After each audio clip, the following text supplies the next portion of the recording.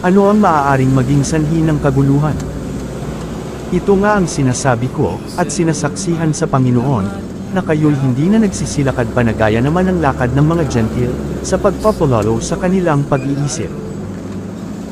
Ang isang di makadiyos na buhay ay maaaring magdulot ng kaguluhan at kalituhan. Sa araw na yaon, sabi ng Panginoon, aking tutuligin ang bawat kabayo, at ang kanyang sakay ng pagkaulot. At aking ibidilat ang aking mga mata sa sambahayan ni Juda, at aking bubuladyan ang bawat kabayo ng mga bayan. Ang Panginoong Diyos ay maaaring magdulot ng kaguluhan para sa kapakanan, proteksyon, at pagtatanggol ng kanyang mga anak.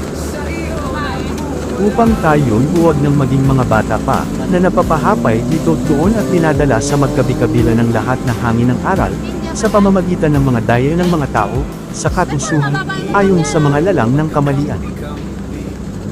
Ang kawalang gulang at kawalan ng karanasan ay maaaring magdulot ng kaguluhan.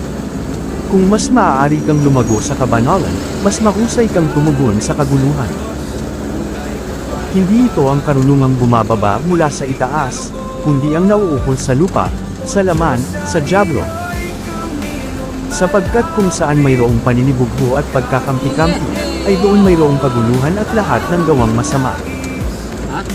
Ang pagtingin sa anumang pinagmumula ng karunungan maliban sa Diyos ay maaaring magdulot ng kaguluhan.